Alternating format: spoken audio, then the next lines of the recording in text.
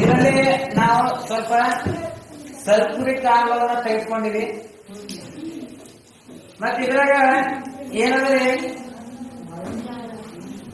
Sodium hydroxide, caustic soda, ಇದು ಆಮ್ಲ, ಇದು ಪ್ರತ್ಯಾಮ್ಲ. ಆಮ್ಲ ಮತ್ತು ಪ್ರತ್ಯಾಮ್ಲವನ್ನ ಎರಡನ್ನ ಬೆರೆಸಿದಾಗ ಏನಾಗ್ತದೆ ನೋಡೋಣ.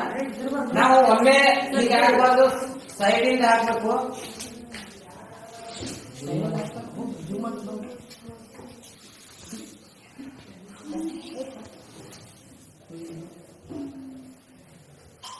ನೋಡ್ರಿ, ವಿಗರಸ್ ರಿಯಾಕ್ಷನ್ ಸ್ಟಾರ್ಟ್ ಆಯ್ತು.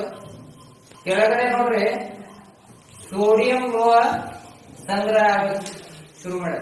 ಇಲ್ಲಿ ನೋಡ್ರಿ ವೈಟ್ ಲೋಹ ಸಂಗ್ರಹ ಆಗುತ್ತೆ.